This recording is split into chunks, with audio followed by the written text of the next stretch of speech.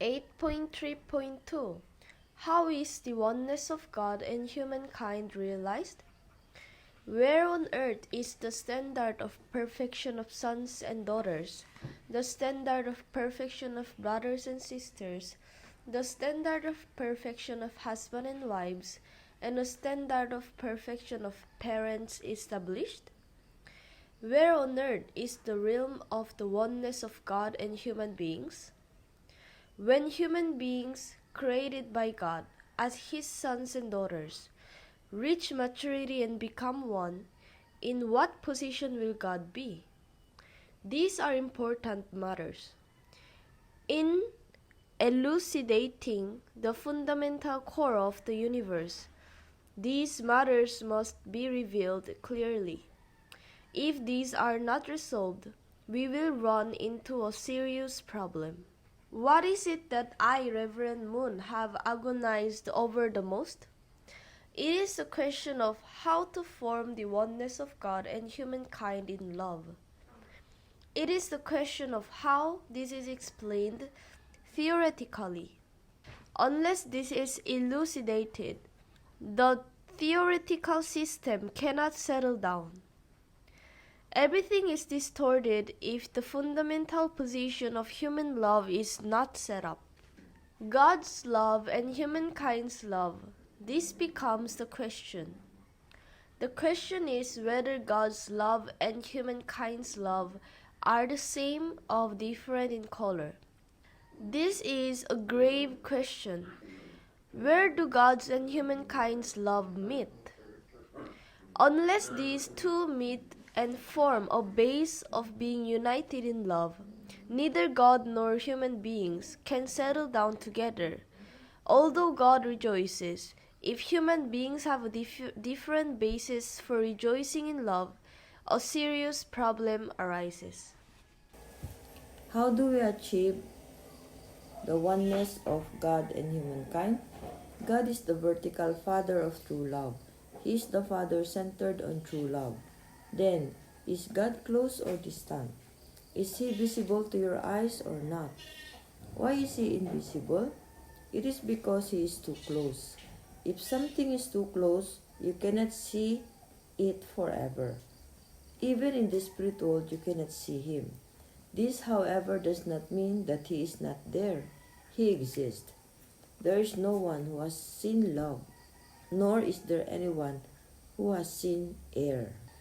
When I was pursuing the answer to fundamental questions, I continued to think about how to achieve oneness between God and humankind.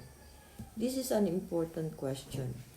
Without resolving it, the starting point and the end point would not coincide. While thinking of this, what struck me like lightning? It is the fact that true love travels the straightest and shortest distance. What this means is that there's only one vertical line. At a point on the horizontal line, there is only one line that forms a 90-degree angle to it. This is the straightest and shortest distance. It is at 90 degrees. In the world of atoms, electrons revolves around the protons. In the world of molecules, the plus ions and minus ions interact. Those that interact do so with a center. Man and woman also interact. Centering on what? They interact centering on love. God and human beings also interact. What does the phrase oneness of God and humankind mean? We also use the term union. Centering on what is oneness achieved? Centering on what do we talk about the oneness of parents and children and oneness of husband and wife? It is centering on love. The parents and children and the husband and wife are united as one body. This is the oneness of God and humankind. Centering on what? Centering on money, on political power, or on knowledge? It is beyond doubt that it is centering on love. What kind of love is it? It is true love and godly love. What kind of love is godly love? It is absolute love. What is absolute love? It is aligned with eternity. It is eternal love. The oneness of God and each person. This is the realm of the unity of God and humankind. If the standard of the ideal that God rejoices in and the standard that human beings desire do not coincide with each other, it is a serious problem. They should match perfectly. They should be one horizontally and also be one vertically. If they cross at 90 degrees, front and back and left and right, the 12 positions including the upper and lower quadrants and the right and left quadrants exactly meet at any point at 90 degrees. Why do we marry? It is the perfect love. If we say that horizontally right and left or east and west are a man and a woman, their true ideal is to connect by passing through the straightest, shortest distance. There is only one horizontal, straight, shortest distance of love for the straight vertical line. This is none other than at a 90-degree angle. If this tilts to the side like this, it does not work because it becomes an oval. Not all are the same. It is only in a 90-degree angle that all can stand on an equal position and on the same standard.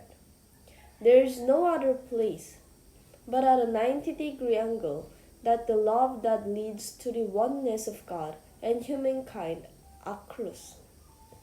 God created Adam first as his body. Adam is God's son, and at the same time, God himself with a body as well.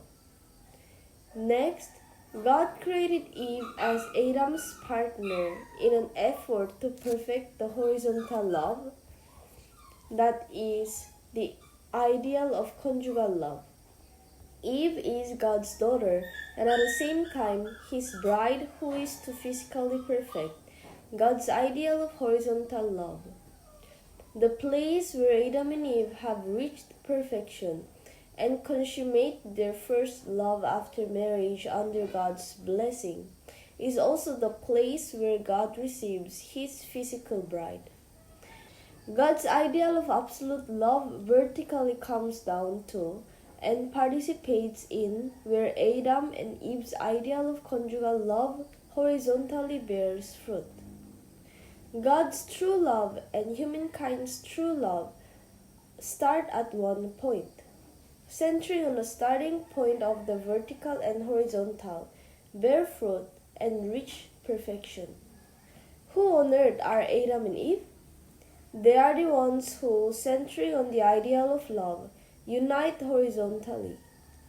The horizontal should meet the vertical line at a 90-degree angle and set a focal point. The same is true for the position of front and back, left and right, and above and below. What does this mean?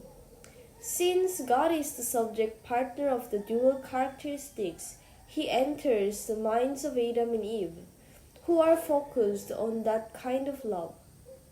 Therefore, the wedding ceremony of the human ancestors, who are not fallen, becomes God's wedding ceremony. Where does God enter? God enters the minds of Adam and Eve. His dual characteristics, right?